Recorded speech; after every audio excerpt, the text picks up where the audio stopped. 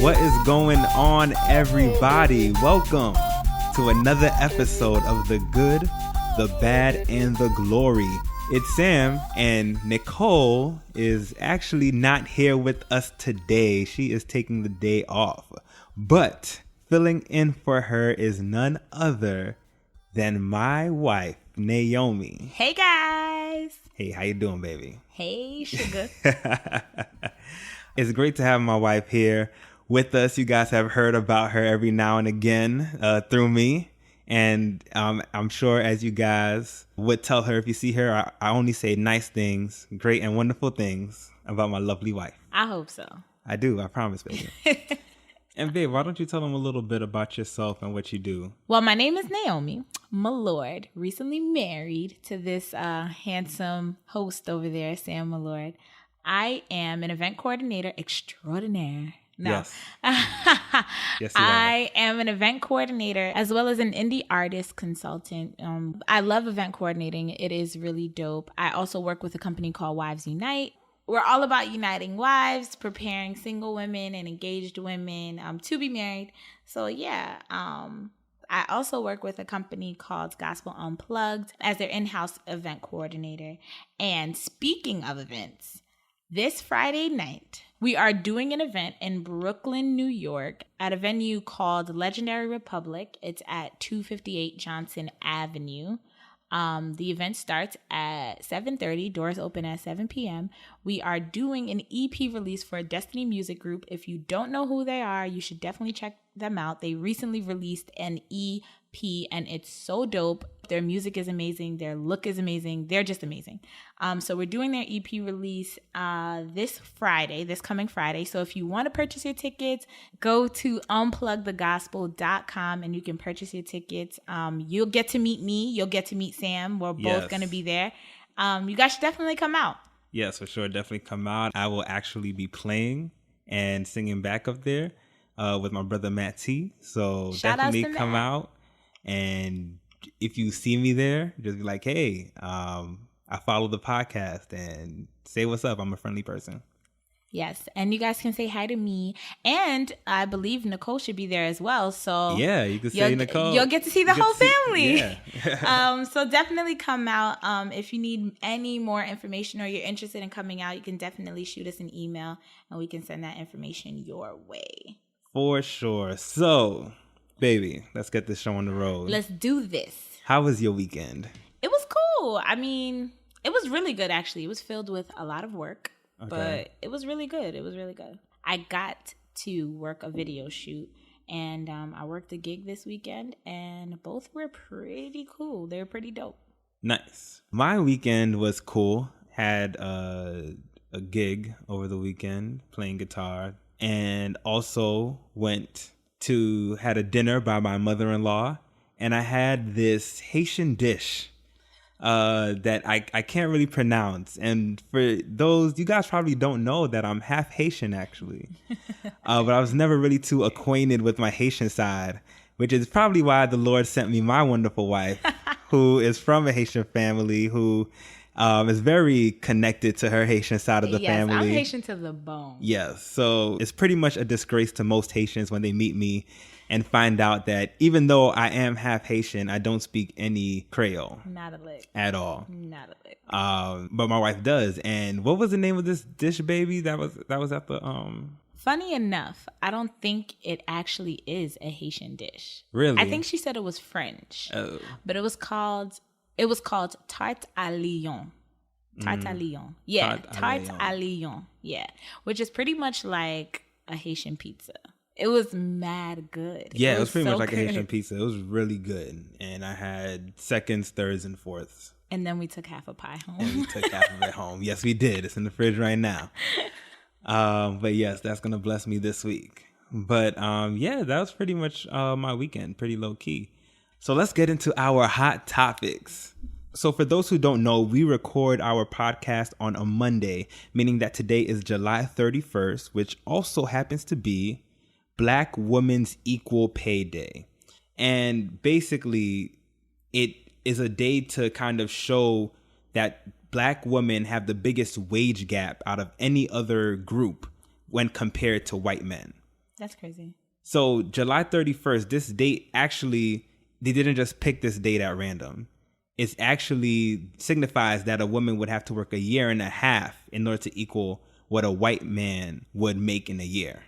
That's insane. Yeah. Like, that does not make me feel comfortable as a Black woman. Like, to know that a white man has made more money and probably a significant amount more money than myself, who has been working every day for 1.5 years. Exactly. The pay gap can get as large as up to $17 an hour. So there's a $17 an hour difference between what a white man would make as opposed to a Black woman. An article even said that women in general hit a glass ceiling, but Black women hit a concrete one. That's crazy. Yeah, in this workforce. So a lot of stars and celebrities showed their support today, rocking T-shirts like Issa Rae, Serena Williams, as well as Remy Ma, showing their support for Black women just trying to make it out here. So I think that's so, like, I feel like that means I have two things stacked against me. Like, as a Black woman. Like, it's not just that I'm a woman and I'm making less, but I'm a Black woman and I'm making less. Like, it makes me feel so uncomfortable for every other Black woman out here. Like, every Black single mother, every Black auntie, every Black grandmother, like African American women who are trying to make a better living. It's almost like we're on a treadmill. Like, we're not really running, but we're running. Like, we're putting out the work, but we're not getting to the destination. Yeah, they even show that Black women work more hours than any other race of women, but are still making less money. Because as African American women, we feel like we have to, a lot of us feel like we need to overcompensate. Like, we already have this, almost like the scarlet letter on our chest going into a job because we're African American. So yeah, we're going to be the first ones in and the last ones out. Why? Because we want to show our boss that we have the same amount of wisdom or the same amount of knowledge as, you know, Becky or Brian. And it's kind of like, well, in this day and age, you would think that, number one, my skin color doesn't determine my knowledge or my smarts. You would think that, number two, it doesn't determine my capability to do the job. But yet I'm still hitting this brick wall. Yeah. I just think it's not fair. It's crazy. They even, this article I'm reading, it even goes to show that even as Black women continue to increase their educational achievements, like gaining degrees and stuff like that, it's not even making a difference. It's seeming that the pay gap is still seeming to ever increase. So some people like to say, oh, well, if, you know, maybe more of them were like educated and stuff like that. That's actually not true. 2/3 of Black women in the workforce have some post-secondary education. 29% have a bachelor's degree or higher, but Black women are still paid less than white men at every level of education. That's crazy. That's why I'm all for following your passion. Like, honestly, society will tell us, get our master's degree and you'll be able to get a 6-figure job. But it's like, a lot of my friends actually have master's degrees, and it's kind of like, well, at least in New York, like, it's just kind of like, well, the cost of living is way more than what I'm making. So on top of living in New York, where the cost of living is way more than what I'm making, I'm also a woman and I'm also Black. So what exactly do you want from me? Like, what more could I possibly do to, you know what I mean, get to that place of making so much more? And it's kind of like, well, now you're telling me, okay, well, if I go to school and then I get my master's, but you're still not paying me. I still have to get on this treadmill. Like, I'm still running to no destination. Like, it's crazy. Well, it probably just really takes us just bringing more awareness to this. You know, I'll be honest and say I didn't know about this day until today. So the more we make this movement known and make this day known, and we put it out there and really showcase this stat and bring a lot of awareness to it, maybe we could do something to kind of bridge the gap between these pay differences and maybe empower more women to, you know, go up to their bosses, ask for a raise and stuff like that, and really start putting pressure on the managers of the quote unquote establishment that's making things the way they are. Right. I feel like we as African American women, we need to stand up. You know, we go to these corporate offices and we can't wear our hair natural. We got to put it up, or we got to put it in the, protective style. But it's like, no, rock your natural hair. You worked hard to get this job. Be you. Be who you are. Ask for your raise. Do what you got to do. More power to my Black women, because we be out here. We be doing it. Yes, power to the Black woman. Moving on to more money issues. Netflix is actually in debt. Oh, Netflix. It's bad enough y'all be charging us. Y'all not paying y'all bills, Netflix? Come on. The LA Times is reporting that Netflix is carrying $20 billion in debt. How? How, Sway? Now, look. When I first saw this article, I was a little worried, because I do love me some Netflix, all right? I love the Marvel Netflix series and stuff like that. But they gotta step it up. Movies and shows. You don't think they've been stepping it up? They're not bringing the current soon enough. That's my thing. Like, I'm quicker to go to a Redbox, because the movie that I wanted to see, I didn't get a chance to see in theaters. So let me just go get a Redbox, because it's there. It's not on Netflix until like 2 years later. Well, it depends. I've noticed actually that they have been stepping up their game a little bit.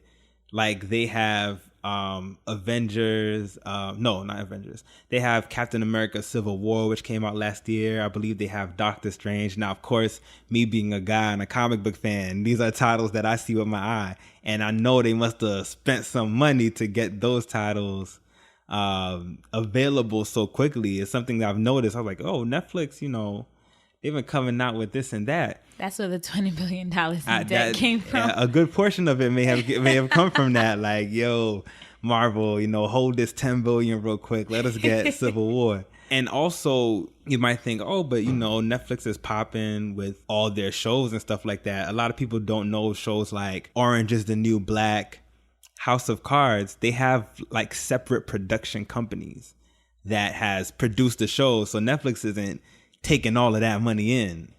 It's going out to these production companies as well. I didn't know that. Fun fact. Yes, fun fact. So I don't know about you, but I'm gonna be praying for Netflix, because I really enjoy using Netflix.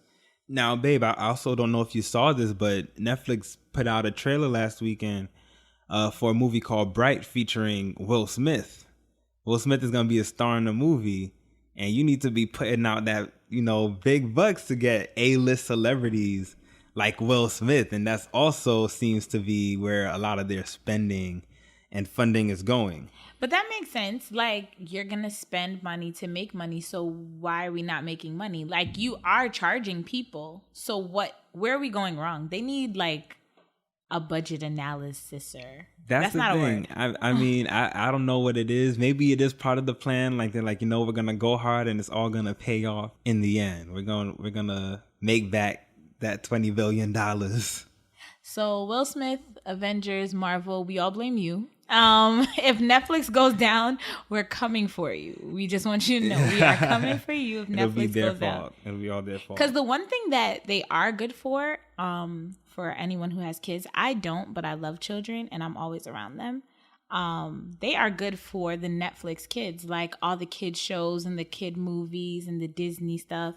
They're really good for that. Like, Netflix has a really good children's selection. Like, if you're watching a child, like, and you're waiting for their parents to come home, put on Netflix. That child will be, glued, because they have a really good selection. I just feel like, for me, I want more. I need more. You need more. I need more from Netflix. Netflix, we need you to come a little harder. All right, Netflix, you heard my wife. I'm cool, but I got to side with my wife on this one. I gotta go with the wifey. You gotta come stronger. Yeah, we need you to pay your bills, and we need you to come stronger. Like, this is not okay, Netflix. In other news, there is one celebrity who decided recently that they were rededicating their life to Christ. Justin Bieber, we want to shout you out. Yeah. You rededicated your life to Christ, and we're here for it. I'm here for it. But with that, he apparently canceled his Purpose tour because of his rededication to Christ. What do you think about that? How do you feel about that? Now, this is a fairly new show, so there's a lot about, me, myself, Nicole, the host of the show that you guys don't really know.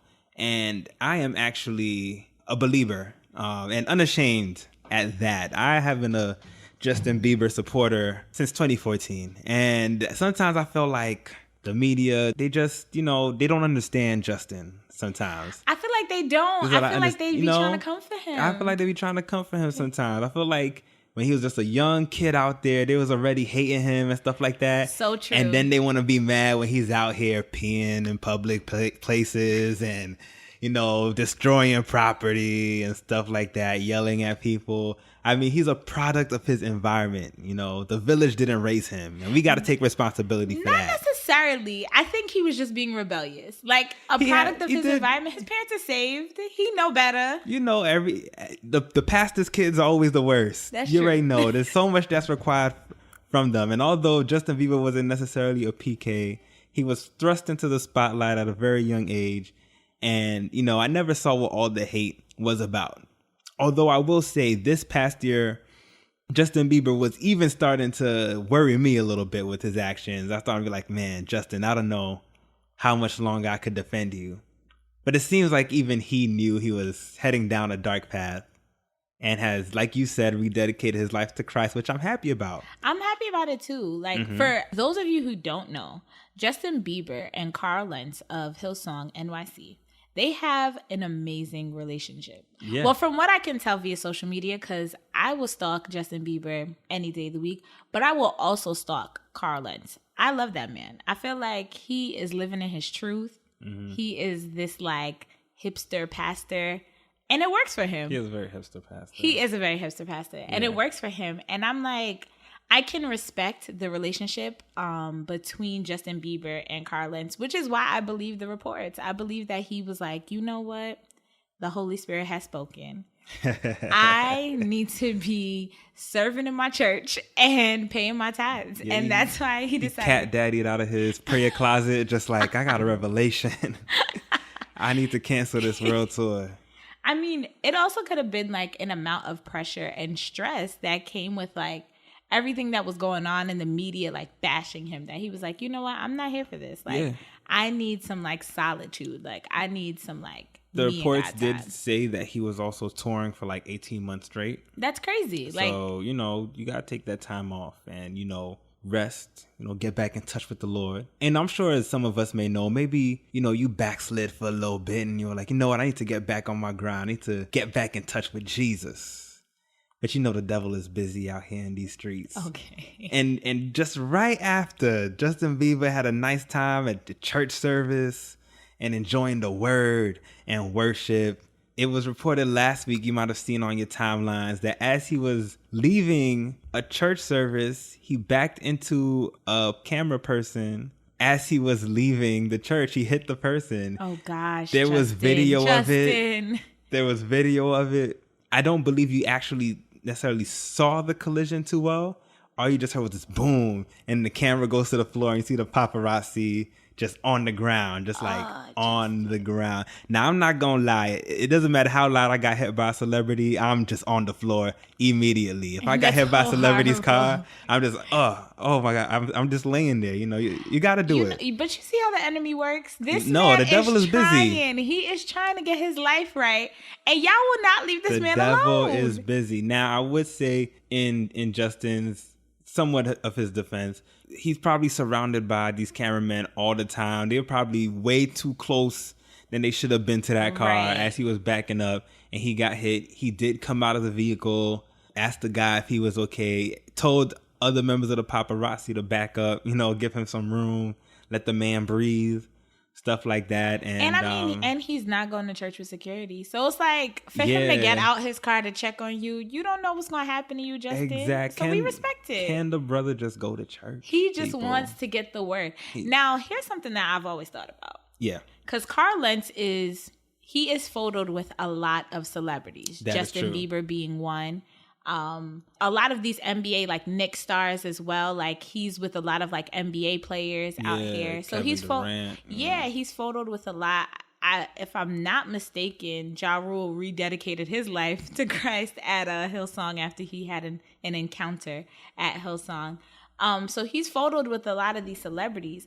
Do you think Hillsong has like a VIP worship room? Like, do you think like Justin Bieber walks in, the Yeah. ushers are like, all right, to your spot, like to the room? I can't imagine Justin Bieber just sitting in the congregation and services going on as normal. I just feel like that will take somebody out their worship. Yeah. But then so are people then going for Justin or for Jesus?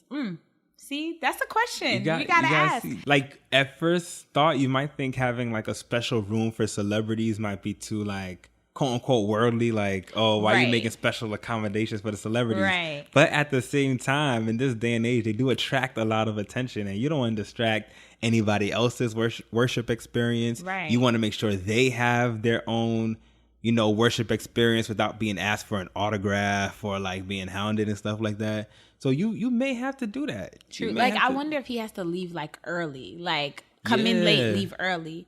Because I'm just kind of like, I can't imagine, or unless like, I've never been to Hillsong NYC. So, I mean, I should probably make a visit. Yeah, but we should definitely go. Yeah, we should definitely check it out. I'm just not about the long line. That's really what it is for me. I'm just not about the long line. But I don't know if they have security. So I wonder if they're like, they had to like beef up their security now that like celebrities go there and things like that.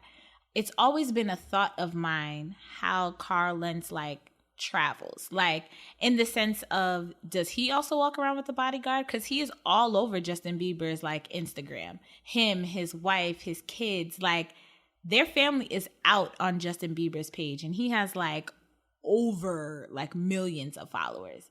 So does he also kind of get that same fame and he has a bodyguard? Like, what does that look like for Carl Lentz to be so in the spotlight with all these celebrities as well? Like, you're walking into your church, is everybody like touching the hem of your garments? Like, what is going on, He does seem down to earth though.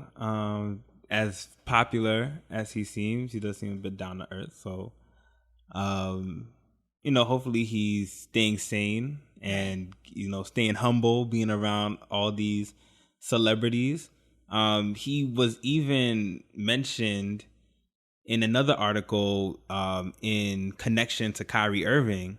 Reports have been getting out that Kyrie Irving wants to be traded from his current team, the Cleveland Cavaliers. And TMZ reported that he came to that conclusion after having discussions with Pastor Carl Lentz. And they're not saying he told Kyrie to leave Cleveland. Right. But he said something to the effect of, you should do, what you think is best for you.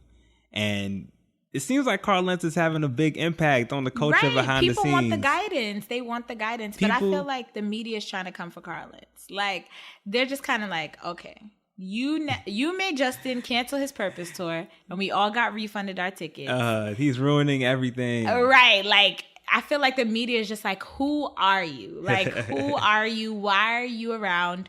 Why? Like, I'm pretty sure mad Cav fans stopped believing in Jesus after this. Like, they're probably like, nope, there's no such thing. No pastor is going to tell Kyrie to leave the Cavs, and do this whole situation. But it's kind of like, with Carl Lentz and these celebrities, they want guidance. They're looking for guidance, and they're looking for someone to treat them as their equal, because they can't go to, a friend, because maybe that friend is depending on them financially. So they're looking to Carl Lentz like someone who doesn't, necessarily need what they have to offer. That is very true. That's very true. Look, all I know is that I can't wait for that Justin Bieber CCM album. Listen, come through, Justin. Lead us in worship. Lead us in worship, Justin. All right, so now we are going to move on to our winner of the week. Now, this week's winner of the week is a Houston man by the name of Reggie Van Lee. Now, why is Reggie Van Lee the winner of the week, you ask? It is because he built a 20,000 square foot mansion for him, his sisters, their husbands, and a few other of his friends. When I first saw this story, I was just like, wow. Usually when you hear people building mansions and stuff like that, it's just for them. Right. But he wanted to spend time with the people he cared about the most. So he built a huge mansion for his family members and his closest friends. Now, this is what this property consists of. Each occupant has their own living room, kitchen, laundry facility, along with 2 bedrooms, 1 guest and master bedroom, and each bedroom has its own bathroom. The home also has a pool for the grandkids, a mini hair salon for Lee's sisters, and as well as a built-in chapel.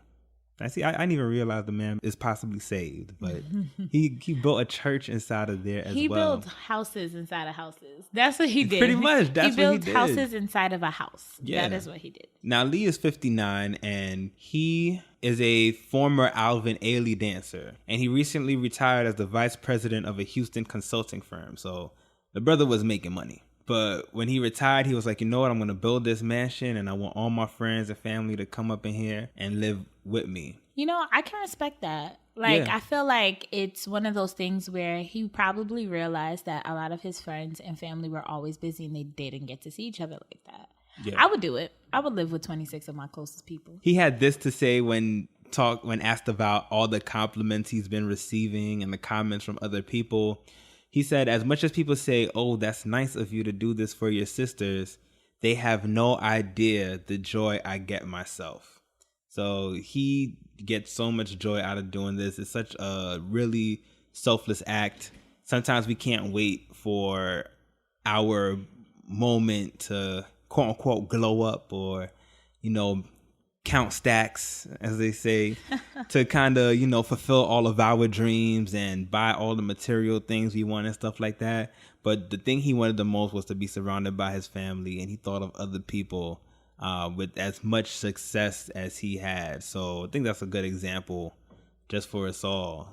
Yeah, definitely. I feel like I said, I would definitely live with 26 of my closest people. I think that it promotes this level of a joyous environment, especially if you have your own space. Like you have a house within a house, pretty much, especially if you have something like that. It just promotes this positive environment, this environment of accountability, this environment of constant love and constant laughter. And I feel like love and laughter are 2 things that help fuel a long life. Like experiencing love and giving love and having laughter and, participating in like joyous occasions and moments and not missing out on the little things, I think true. Are like huge moments, in life, at least in my opinion. It's kind of like, when I'm down about something or I'm not feeling myself, like I do look to obviously you and of course my, my closest girlfriends to just kind of bring that like joy right back in. Right. So imagine living in a house with 26 people that are like 26 extensions of yourself. Like, you know what I mean? Like, I'm a big kid. Like I love fun and games and I love like, pranks and I love like little things like that. So to live with 26 people that are like-minded in that way, I feel like would be so dope. Yeah, I like what you brought up. I feel like without even knowing, he kind of invested into his health. Right. He's probably gonna live a real long time.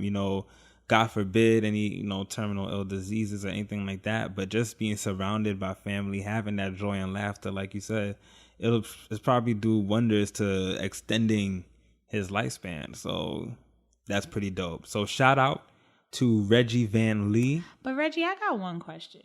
If you built this house, does that mean you're paying all the bills? Or I'm not gonna lie, I thought about it too. Yeah. With every room having its own bathroom and a washer and dryer facility, your electric and your water must be a lot high. I'm not gonna lie. Like, does he have a mortgage or something? Is he gonna be like, yo, my sister's husbands, y'all gotta contribute. You gotta put in some rent. Right. You gotta put, y'all responsible for your light bill. Right. I wonder how that works out. But I'm sure they're not complaining with the facilities they got. I'm sure they get some kind of family discount. Well, shout outs to you, Reggie. We respect you. We look up to people like you, exactly. Investing into family. It's a good part. Yes. Of life. Yes. All right. Before we get to our glorious thought, we have some bad news or, some more sad news, I should say. But a New York City couple jumped to their death due to their mounting debt. And honestly, when I saw this article, it broke me because no one should really feel like debt is that high to where they had to take their own lives. Like that was the only way out. It really broke me because I believe in the article they had children. Yeah. So to leave your children behind due to debt, to me is like, crazy sounds insensitive, but that's how I felt. Like I believe the article said they had children and their children were about 19 and 20 years old. And they're probably college students that are about to come out of school with debt as well. When this story first came out on social media, it seemed like it was being like labeled like NYC couple commit suicide because of Obamacare or something like that. Like when I first saw it on Facebook, I was like, wait a second, something about that don't sound right. And then, more details. No, I think the circulating article said New York City couple jumps to their death because of health care. Yeah, because of health care. And I was like, wait a second, whoa. But, like you mentioned, and the article goes more into details about Glenn Scarpelli, who was 53, and Patricia Colin, aged 50. They left suicide notes because they couldn't live with their financial reality. They're so young. Like, that's not even, like, you still have, like, 30 to 40 years. Yes, they did. And not only did they die at such age where you still have a good bit of life left to live, they also left behind 2 children aged 19 and 20. But they left behind suicide notes that reportedly said they couldn't live with their financial reality. The husband, who was a chiropractor, left behind a suicide note entitled, "We had a wonderful life." When I first read this story, I was like, all right, I get that they were in a bad financial situation, but the guy was a chiropractor. I'm not sure how much chiropractors make, but since it's in the medical profession, I assume you make some money. Couldn't they work something now where they set up some sort of payment plan and they could have did something where they could make up some of that money, or instead of leaving their 2 children behind? Because does your debt go away? Do your children get your debt after you die? Yeah, like somebody has to pay your debt. Yeah, it like doesn't just like what you don't money just die and it goes away. What money is gonna go to their kids now? It was a little off to me, and it's especially weird. Like usually when you hear reports of suicide, people usually decide to do it alone. It's so weird that it was a joint effort between husband and wife. But was it a joint effort? Because the note wasn't signed from them both.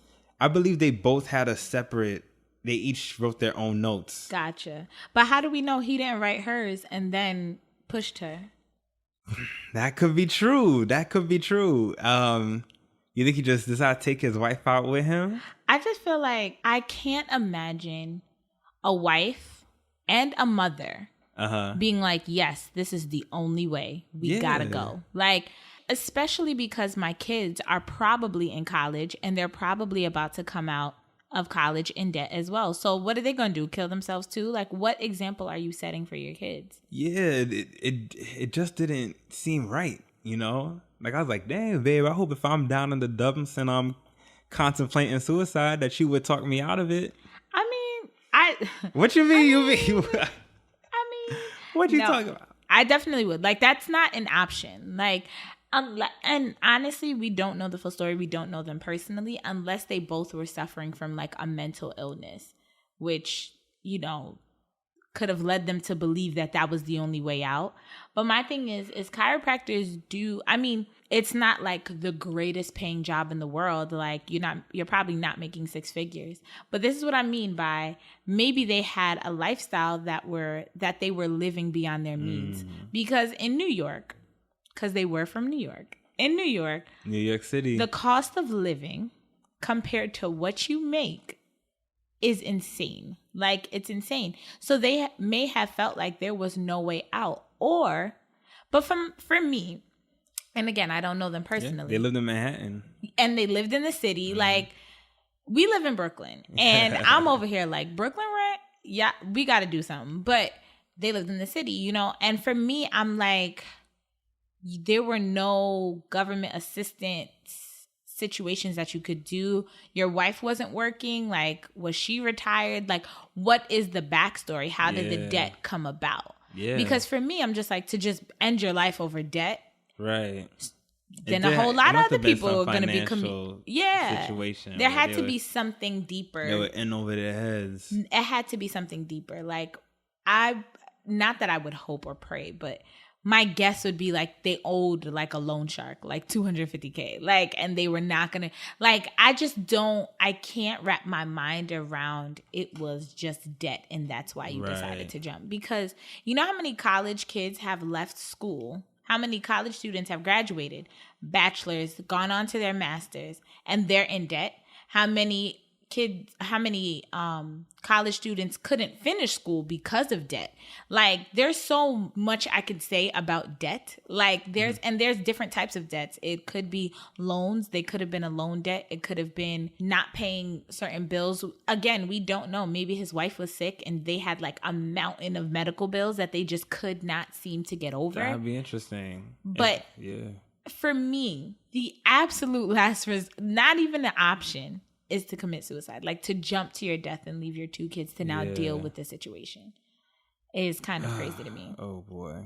Yeah. It's just an overall really sad story. It is. It's heartbreaking. And my heart goes out to their kids because I can't imagine when they get married and they have kids and they're telling their kids how their grandparents, passed away. Yeah. That's so tough. My heart goes out to them. Yeah. We send our prayers to their families, and suicide ain't it. It ain't the option. It ain't the way to go. If you're feeling like that, just try to reach out to somebody. Yeah. Don't go to that option. It doesn't solve anything. It seems like it's a solution, but it's permanent. You can't come back. It's a permanent solution to a temporary problem or feeling. Right. You can't come back. So yeah, reach out to someone. Don't let it be a permanent indefinite until you have reached out to someone. Yeah. And figure out a different solution. I mean, going down that way is not something that you want to do because, like I said, you can't come back. Like, it's not like, okay, let me buy this top and now let me return it. I changed my mind. Like, once it's it, Yeah. Yeah. So our thoughts and prayers are with that family, their children, and any friends and relatives they left behind. Yes. And let's go on to our glorious thoughts. All right, babe, what are we talking about today? We are discussing walking by faith. Yes, we are walking by faith. Now, babe, what does that mean to you? Walking by faith. Okay, walking by faith. When I think of that term or that phrase, I think of an analogy. Now go with me here, Sam. Go with me. I see a blind man and a guide dog. And I feel like I am that blind man and Jesus is like my guide dog. Like, not that the Lord is a dog, because that's not what it is. But the analogy of not being able to see exactly my destination, but having that guide to get me there. I know I'm going to get there because I'm relying on the eyes of Christ and not my own natural eyes. Right. So that's what walking by faith means to me. I mean, in life, it's tough to do because, again, at times we see the natural things, like we see the roadblocks and we see the walls. But, I want to continue to let like the eyes of Christ guide me to my destination. I think a lot of times walking by faith for a lot of people, it feels like, man, I'm just doing good. Like, life is good. And then you hit a roadblock and you're like, oh, I'm just going to go around it. I'm going to turn. And God is like, I didn't tell you to go right. I didn't tell you to go left. I probably told you to just stand there. Wait for me. And we're just like, okay, well, I'm going to go around to the next thing that feels great. And I don't think that's what walking by faith is. I think we have to allow our natural eyes to kind of be closed as we allow the eyes of Christ to guide us forward. Yeah, I totally agree with you. Walking by faith to me is basically like, what comes to mind is those exercises where they like kind of blindfold you, those team building exercises. Oh, like the trust fall? Yeah, and you gotta like, someone stands behind you and you gotta close your eyes and you just gotta let go and fall back. Yeah. And you're believing they're gonna catch you. Or even other exercises where you're blindfolded and you have to make it to a certain destination. Right. But you can only rely on the directions that you are receiving from somebody. It's kind of like that. Like, we're relying on God to give us direction through this life. And a lot of the times there are some things that will come up that may seem to contradict what it is that you feel like God has told you to do, or the path that he has told you to walk. And we can't be moved, or we can't be thrown off of our path by those things that come up.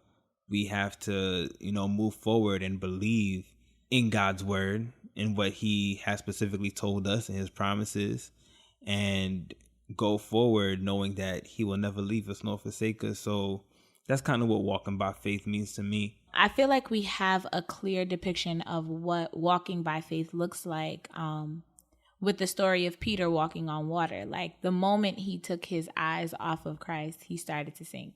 And it was like, no, I have to refocus. And, he stayed afloat and he was walking on water. Those things, I'm reminded that actually happened. It's not a fairy tale. It's not Cinderella. It's not Rapunzel. It's not like Jack and Jill. It's not a fictional story. It's something that has actually happened. It's a personal story. Like, that actually happened to someone. They were literally walking on water.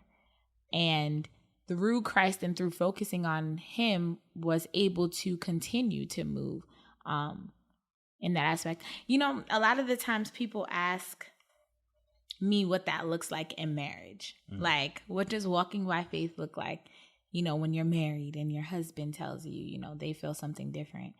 And I feel like I'm always kind of like, well, if the Lord has called me to something, my husband's going to be on board as well.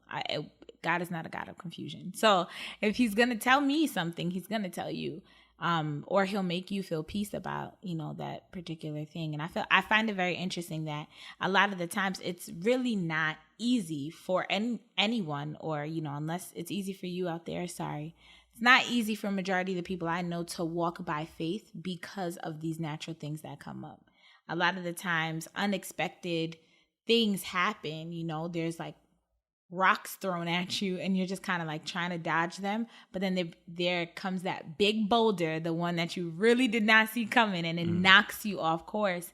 And you're like, whoa, walking by faith means getting right back up and not dwelling on the black and blue that you just got from that boulder.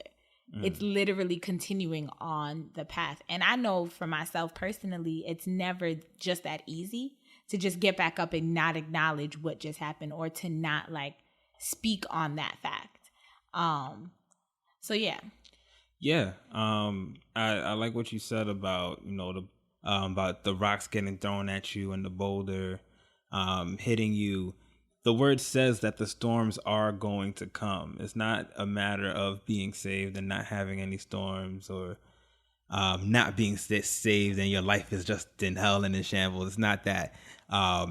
If you're saved or unsaved, you're going to experience those storms. The difference, the word shows, is a person who builds his house on sand and a person who builds his house on a rock, which is the firm foundation of the word. And that's what really helps you to walk by faith. The Bible also says faith comes by hearing. So you need to have that word of God active in your life. And I could definitely attest to that. That definitely strengthens your ability to walk by faith. As you guys know, about 2 weeks ago, I mentioned that my wife and I celebrated our 1-year anniversary. And on that day, we released a video just telling of certain challenges we faced in our first year of marriage, things that happened to us unexpectedly, just some life issues, life problems, financial difficulties that came at us. And I can attest to the fact that it was hard to really walk by faith through that season. And it wasn't until going through the trials and really just having to realize that as a husband, I need to put all my trust, all my attention on Jesus and seek him daily, where I was able to have my faith strengthened and really go into the word and go into prayer and really connect with God and not try to figure everything out by myself. Because that's another thing that comes with walking by faith, is realizing that you're not walking alone. Right. There's someone else directing you. There's someone else that's guiding you. And knowing that Jesus is your leader and Jesus is in your marriage and directing your marriage and directing the plans for you and your spouse, that really helps you to focus and really walk by faith and walk according to his plan and not just walk in circles, which is what we tend to do when we try to solve everything on our own. Like we don't realize that we sometimes can be our biggest downfall. Like we ourselves, like, you know, the doubting, the worrying, the fear, we're our biggest downfalls because God has set up the blueprint. He showed us what to do. But sometimes the blueprint of our lives just seems so grand that we feel like we cannot accomplish it, and we end up becoming very timid, or we just like, actually, this is not what I'm going to do. I'm going to go find security in something else. But God is saying, no, faith is believing that the blueprint that I laid out for you is what your life is going to be. That is the structure I'm calling you to. And it's kind of like, okay, well, I guess we got to move in that way. Like, especially with us, like, we're just kind of like, all right, Lord, like, what's the next step? Like, what is going to happen? And I believe that faith is something that is built, like, when you're young. That's what I believe. I believe that it's something that you're tested on throughout different phases of life. Like, you know, before we even were an item, like, it was like, all right, Lord, well, you know, I'm in all of these random relationships and I just want someone who is going to make me feel safe again. Like someone who is going to love me for me. And believing that, or asking God for that and believing that it's actually going to happen, was hard, because I was like, man, I've been through some things. Like, I got some baggage. I don't know if somebody's going to come in and really love me for me. So, you know, let me try out this person again. And I, again, was my own biggest downfall, because I'm just setting myself back from, you know, really preparing to meet you. Then we met and it was kind of like, all right, Lord, we really want to be married. You know, we want to just have this beautiful wedding, you know, like, what's going to happen? And again, it was like, God was like, you know, I got you. Like, don't worry. As he always says, as he always does. And I was like, all right, well, okay, cool. So what is it, like year 2 now? Okay, cool. So let's just try to figure this out on our own. And we quickly realized that was not the time. Like, you know, and when that season came for us to be married, everything fell into place. Right. Then we got married and it was like, okay, Lord, well, all these things are happening. And God is kind of like, no, you haven't caught up yet. These are your faith tests. Like, I need your faith to grow with each phase. Yeah. And it's like, we can't expect to move forward in life and not be tested with our faith. Yeah. The Bible also says, count it all joy when you encounter various trials, you know, which is something that the trials we was going through, I wasn't counting as joy. Yeah, I'm with you. I was not. And that's the thing where it goes back to making sure you have the word which will help you walk by faith so much. So, because when you experience those trials and things like that, you'll be able to have joy. You'll be able to say, Lord, I can count this as joy. You see this thing? I could count as joy because I know that I am being perfected through this situation. I'm being groomed. I am growing through the situation.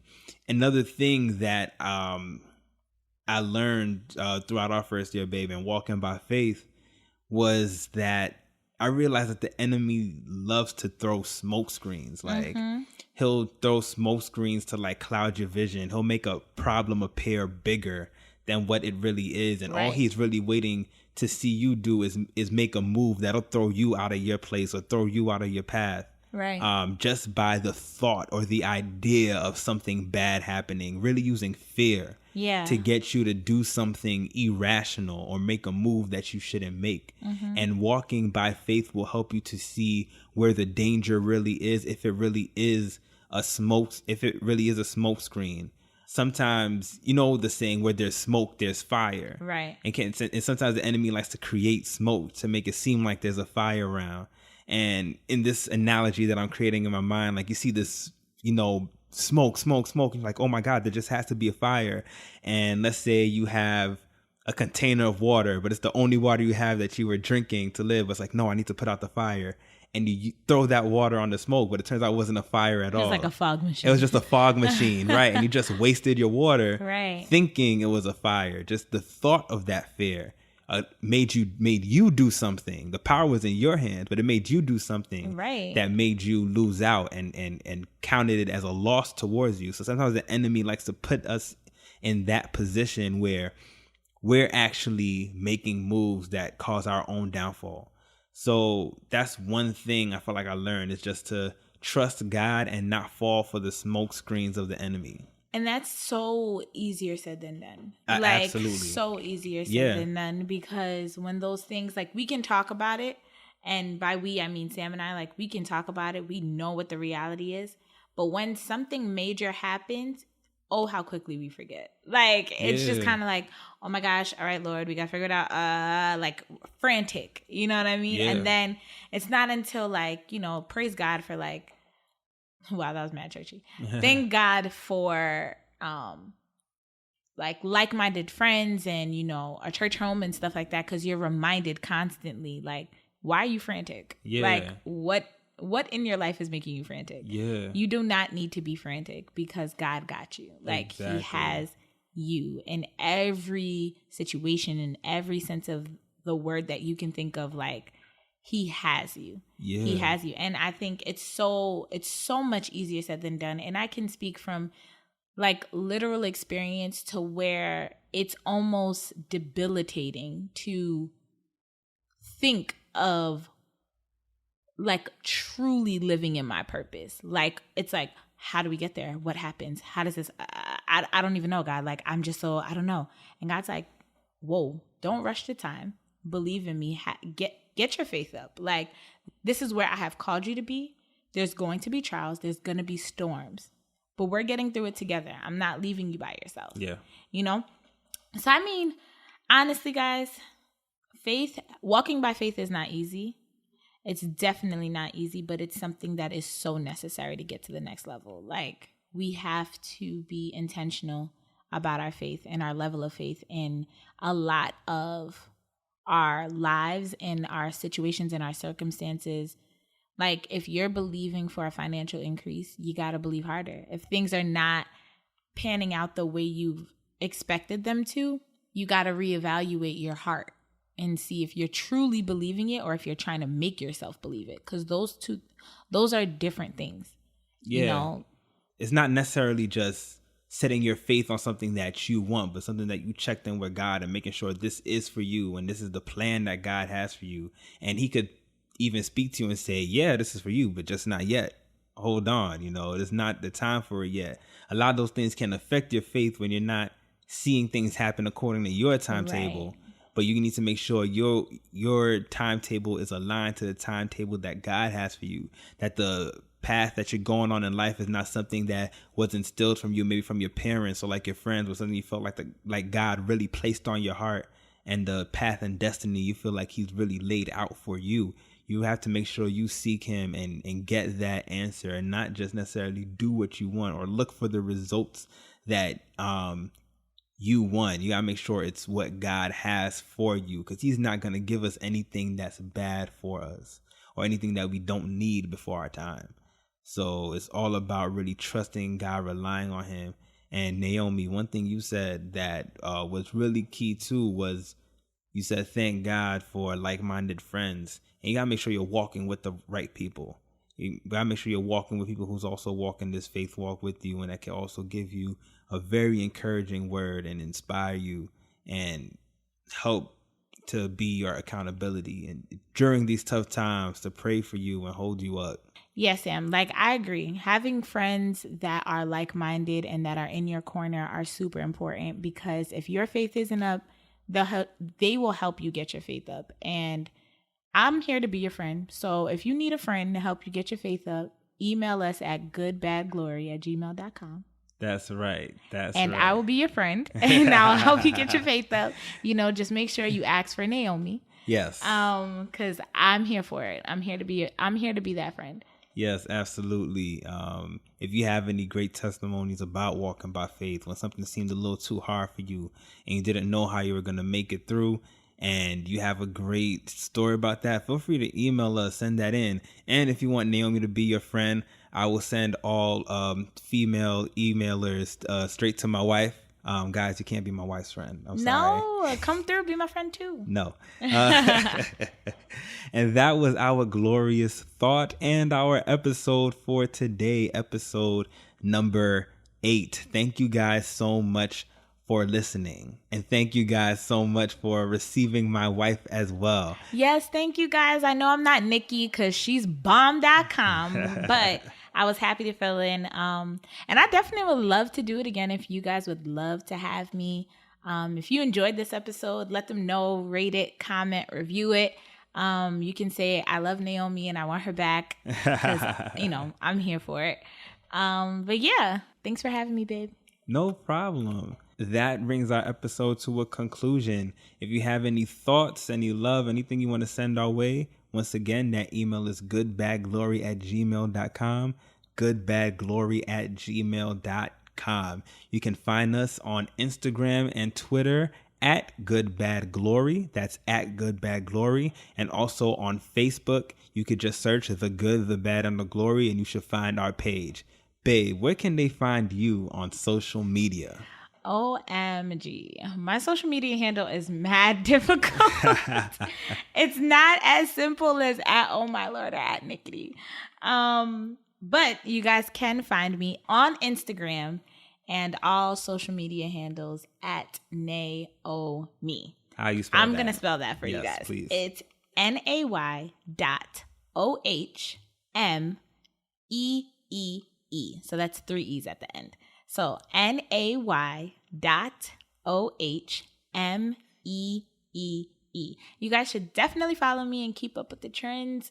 What am I saying? I don't know, Lord. You guys should definitely follow me, and I will definitely follow you guys back. I want new friends on my social media, so that would be really cool. And you guys can find me at Oh My Lord. That's OHMILORD on Twitter and Instagram. You can find me on Snapchat at Proverbs Boy. Please follow me. I want to be all of y'all's friend. And that's it for our episode. Babe, you got anything else left to say? I really enjoyed my time here, guys. It made me really happy to be a guest here. Don't forget to come out this Friday. Check out my bro, Matt T and Home. They're going to be opening up the show. And check out Destiny Music Group at their EP release. Yes. Visit unplugthegospel.com and get your tickets. You can also find the link to Friday night's EP released at Gospel Unplugged's Instagram. That's at Gospel Unplugged, GOSPELUNPLUGGED, at Gospel Unplugged. So yeah, guys, that's all for tonight. Yes. Hopefully I'll be back. If you guys want to see me back on the show, let me know. If you don't, it's okay. Don't tell me. You can keep it to yourself. Yes, and we hope you guys really enjoyed the show and that you rate, review, and subscribe. Don't forget to leave those reviews. Yes, review, guys. Comment, like, subscribe, like Sam said. We really need those reviews. I'm saying we, like I'm always on the podcast. I'm not, but it's my family. So rate, review, comment, like, subscribe, share it. Share all the episodes that you can. And remember, guys, whatever we talk about, whether it's good or bad, it's for the glory. That's my baby. See you guys next week. See you next week.